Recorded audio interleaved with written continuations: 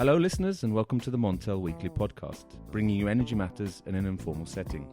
I'm Richard Sverrisson. And I'm Anna Szwedzka.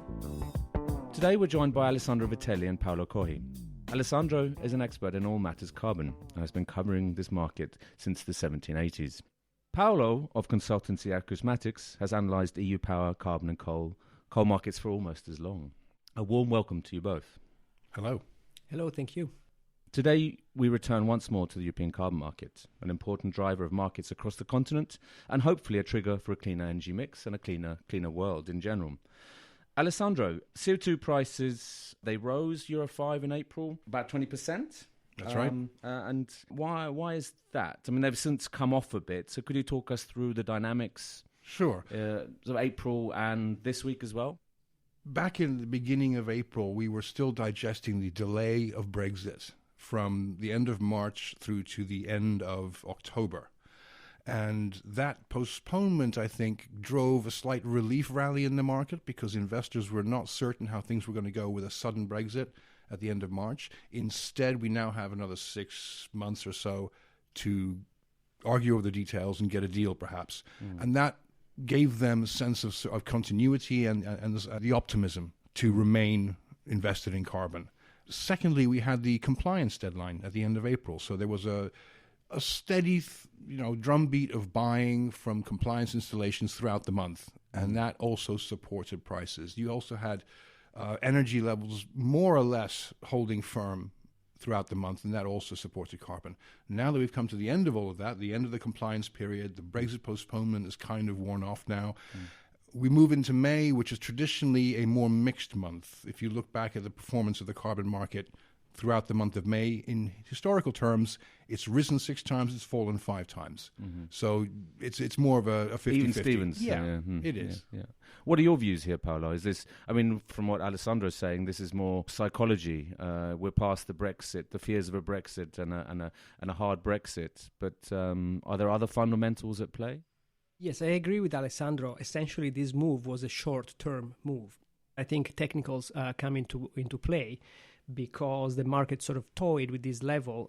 One level in particular that comes to mind is 25.7, which was broken after a few attempts. And when this happens, the market tends to, if it's broken from coming from the bottom, it tends to shoot up. But then this euphoria sort of tends to be brought to a halt almost by profit taking, which is another characteristic of such markets. This is technical analysis 101, where resistance becomes support. So I expected the markets, once they broke to the upside, to continue that, and at the same time, the relief ready was brought back into the corral, so to speak, by profit taking. This dynamic is not atypical, so to say, and so while it was expected, then the actual measurements of how much it goes up or how much it goes down remain to be seen. Alessandro, you're going to add something here? One additional point is on a very purely technical point. May the 2nd, the declining markets managed to fill in a gap that was created between the high of April the 9th and the low of April the 10th. And now that 8-cent gap between the low and the high was hanging over the market a little bit. People were referring to it, and people were remembering that this gap needed to be filled. Today we've done that. We're now down to the 25-20 area. So we've filled the gap, and what comes next is going to be really interesting. So we're now at a sort of a critical point, I think, for a return to the upward trend, or do we see a little bit more selling? What are the aspects to look out for in May then here? Difficult to say. I think watching the gas price is going to be an important thing. As you know, gas has been under pressure from massive oversupply for the past few months. And whether or not gas can sustain current levels, or if they drip further, slowly falling, that may take away some of the support. If, however, things balance out and we have a sustained consolidation / slow rally, that could help carbon as well on its way back up. What are your views here, Paolo? Brexit in a way. Okay. So we're back to Brexit in back May, to Brexit because not in May, but again, we're still feeling the consequences of what was essentially very recent news. As far as we knew, Brexit should have happened at the end of March. Well, then by the 12th of April, and now here we are looking at this future that goes, all the way up to Q3 essentially. But that is continuing to influence markets because of a couple of reasons. One is, of course, market participants have already priced in some of the uncertainty related to Brexit, but not all of it. So I expect this to continue influencing the market. Now, please don't ask me in which direction this will go. The only thing that I guess is safe to say is expect a bit more volatility. Mm-hmm. A roller coaster ride? Yes, especially because one of the important components of these markets, if we're looking at the short term, is the speculative component. And speculators add liquidity and love volatility. So speculators will be looking at this market again? Yes, speculators have been back into the market. Or if they ever left it. Yeah. No, they never really left it, and then there's different kinds of speculators. But in terms of market dynamics, what speculators do is essentially, as I said, add liquidity, but at some point they like to take a profit. And so this surge that we've seen with the market heading towards 30, which was not reached, but then coming back, I think is partially driven by the speculators taking profits. That, however, is not the only dynamic. Sure. Is this your hearing as well, Alessandro? I do hear that. I think Paolo makes an important point here that Brexit, it's not gone, it's just receded a bit into the distance. And as we proceed through May and June, that's going to come back onto the horizon and get closer to us. And that's going to affect the way people act in the market, particularly the speculative elements. So it's gone away for a little bit, and that helped us in April. It may even help us in May. But as we proceed into the summer, it's going to come back. And so we need to be aware of that. Help us in terms of increasing prices? Well, the fact that it got postponed was what helped April prices rally 20%. But we get to June, July, August, it's coming back over the horizon, right into the forefront of our view, and people will then react to it. What's interesting, though, is that price ideas now for the balance of the year have taken a small shift, shall we say, downwards. There were plenty of people talking about 30 euros. They're not talking 30 anymore. They're talking maybe 28. So we've been 22? Well, 24, 28 range. Okay. That's what I'm hearing the most from people. This is that kind of range for the bulk of the balance of the year. That represents a slight adjustment downwards, but not an important one. And of that 20% rise in April, was that partly or largely due to speculators in the market? I would think that was a factor. You may even have had some compliance element, because remember, people don't just buy in April for the previous year's compliance. They're buying all year long. There are many utilities out there, particularly Eastern and Southern Europe, who do not sell power 3 years ahead and hedge the carbon, hedge the fuel. They sell power within the year, and they hedge as they go. So there's a constant, if you like, base load of demand in carbon and fuels from those kind of utilities. They are the ones who are still there all the time. That buying doesn't go anywhere.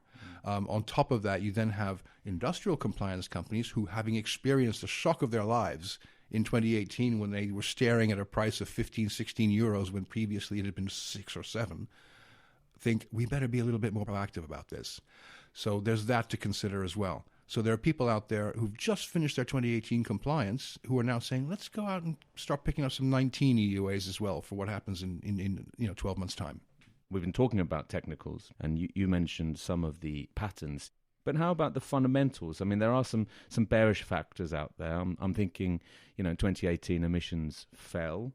What's the outlook for 2019, especially for power sector emissions, and what impact could that have on hedging demand? Yes. So from one point of view, you have to keep in mind that this market, after all, is vastly oversupplied still, right? And there are things that are happening from the regulatory side, namely the market stability reserve, which are progressively tightening the market. So we must never forget this. Now, if the market is excessively long, who holds this length?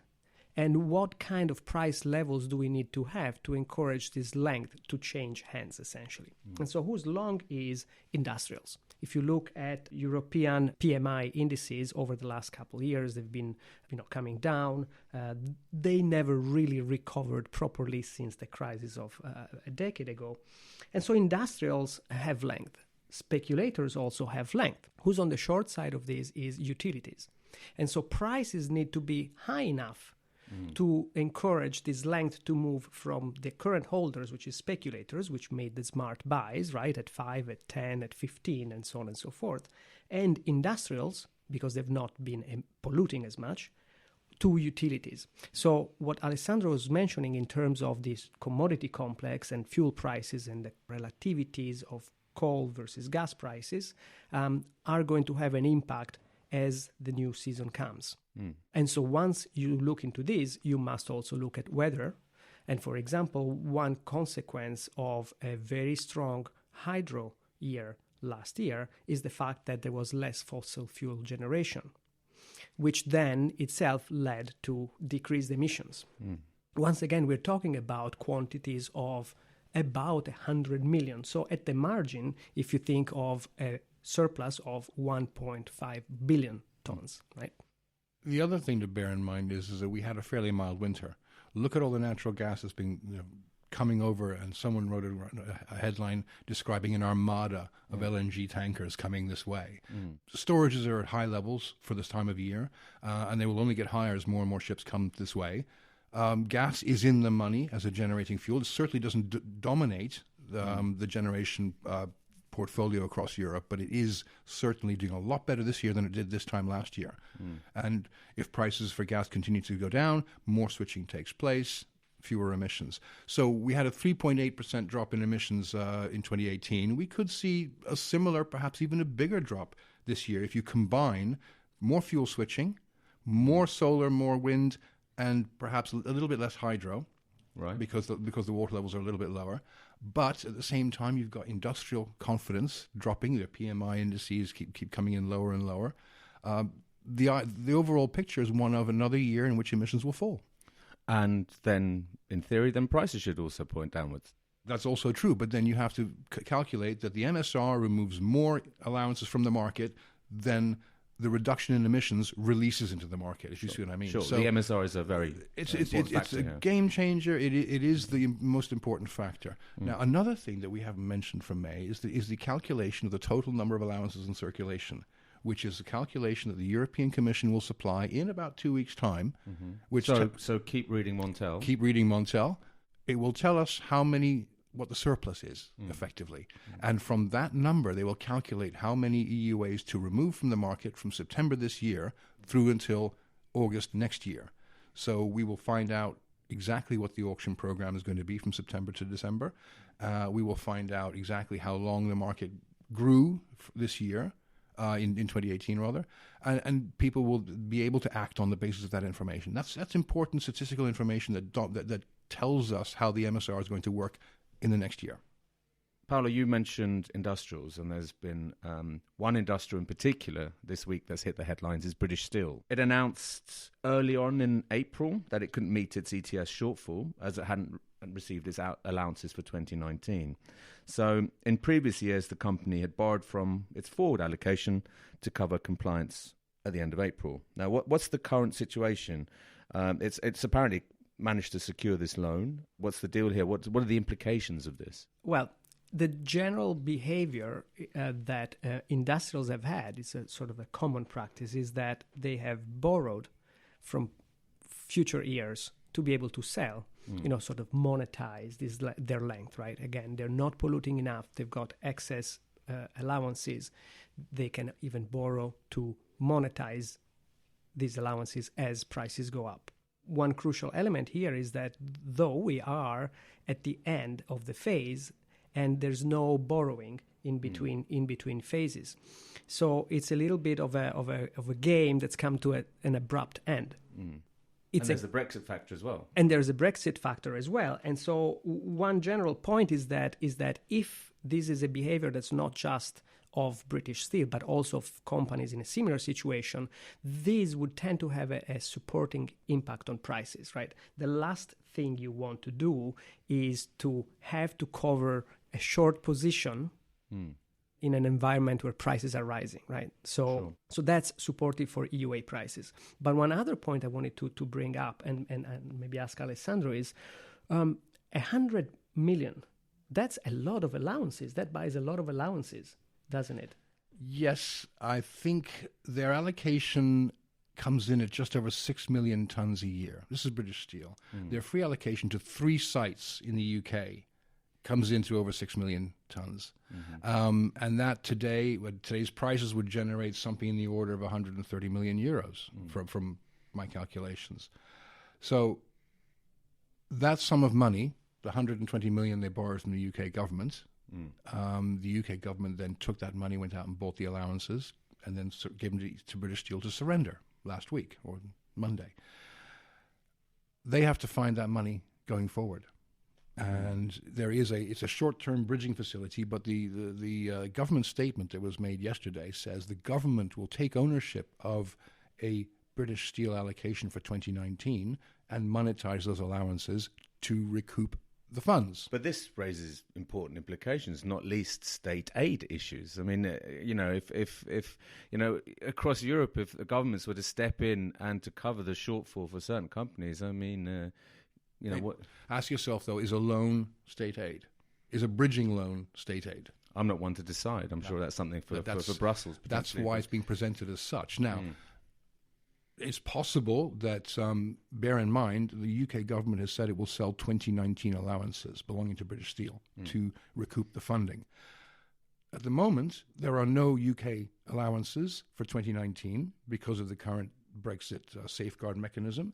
So it is possible that the UK government will never be able to sell 2019 allowances. So what happens then? We then pitch for ourselves further forward into a future in which there's a UK emissions trading system, and perhaps that is when the government would take British Steel allowances from the domestic ETS and sell them off. Of course, the price is important as well, because the government's had to pay X euros a ton for those allowances it had to buy for British Steel. Will the UK ETS price in the future guarantee that that the government will recoup the loss entirely? Or even the EU ETS price, yeah. No, absolutely. But you've also been very critical of the potential management strategy around this at British Steel. Yeah, I mean, what could you say something about that? The whole idea of borrowing raised its head back in the global financial crisis, when companies who were short of cash and coming up against, a crash in global demand, and et cetera, found themselves in a situation where they needed to quickly raise money. And they got a little gift of EUAs, a package of EUAs in February. They worked out that you receive your current year allocation by the end of February, early March. You only have to retire allowances to cover your previous year's emissions by end of April. So you have a 2-month overlap. So smart companies would have said, well, hang on a second, I'll sell my 2012 EUAs and I'll use my 2013 allocation to pay off my 2012 compliance. And they could continue to borrow. For 2013 compliance, they'd borrow their 2014s, and so on and so forth.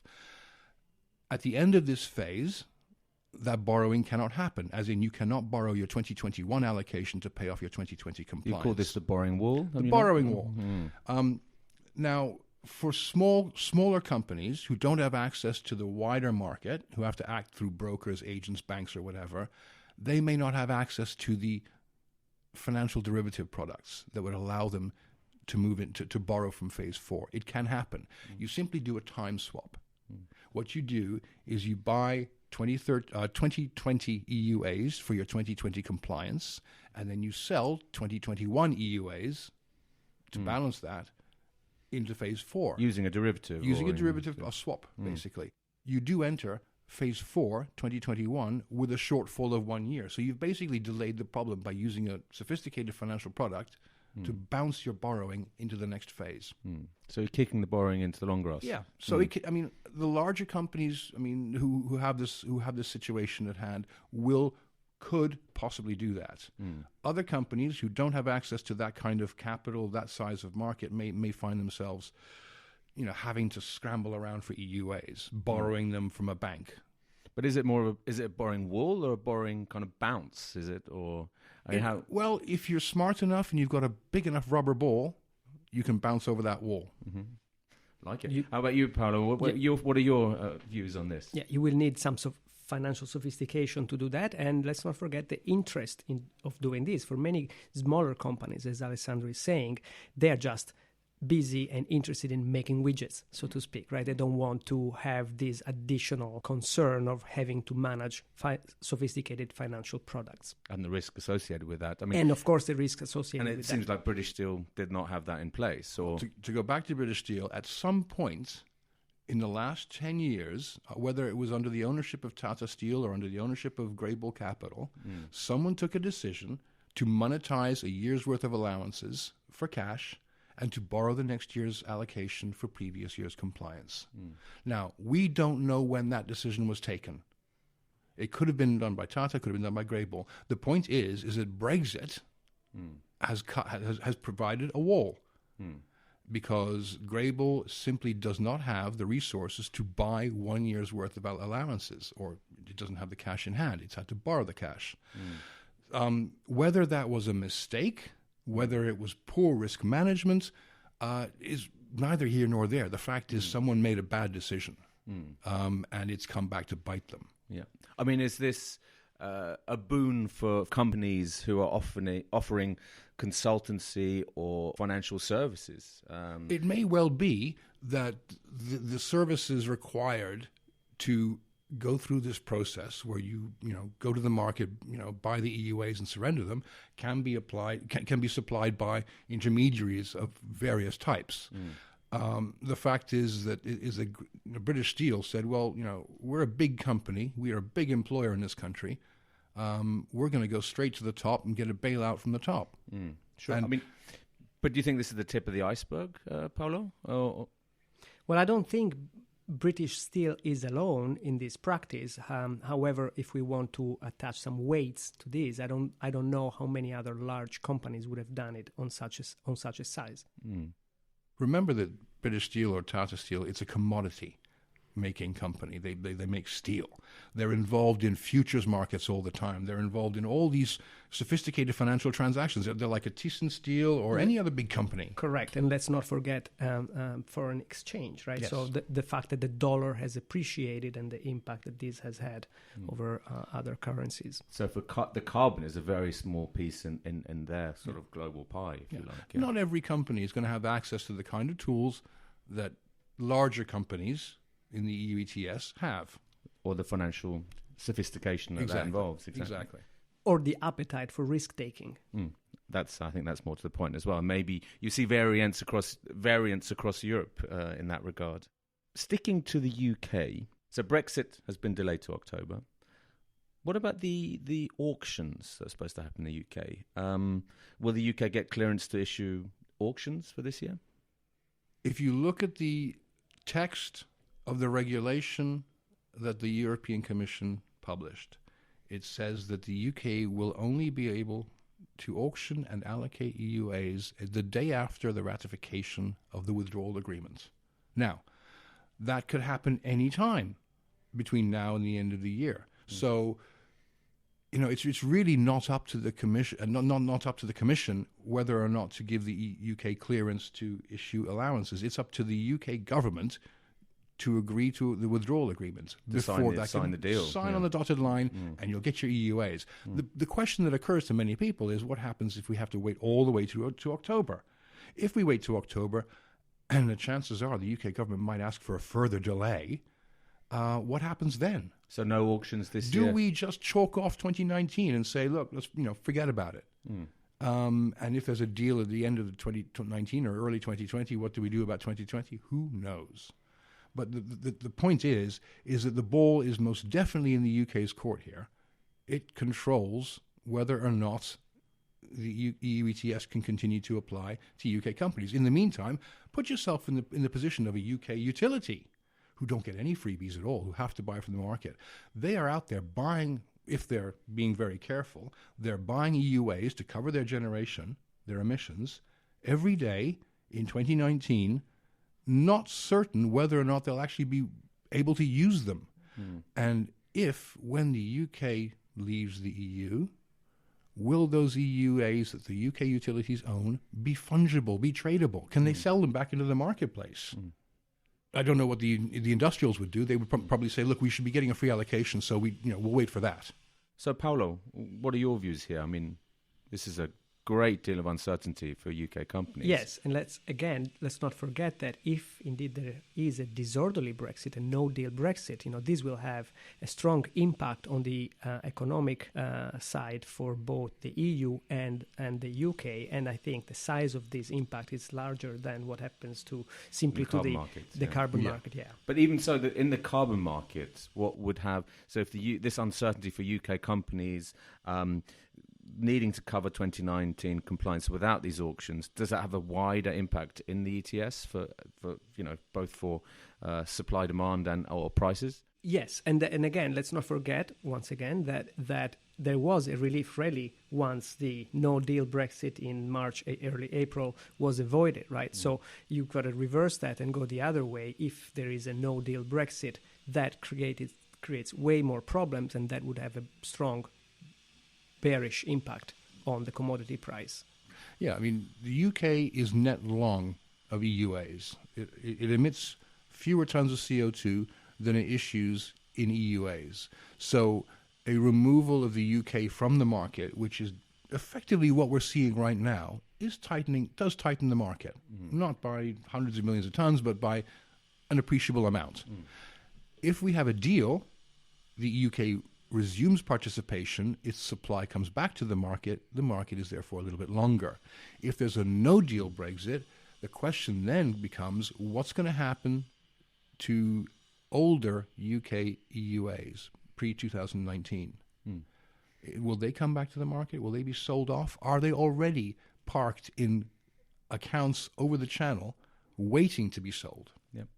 I think there's a lot of stuff here to come back to in the coming weeks or months, and I very gladly invite these two veterans of the carbon market back for another pod. But I think we have to round off here.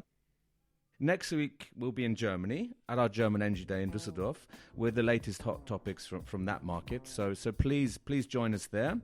And don't forget to keep up to date with our reporting on Montel News and follow us on Twitter and LinkedIn. Thank you very much, Paolo. Thank you very much, Alessandro. Thank you. Thank you, Richard.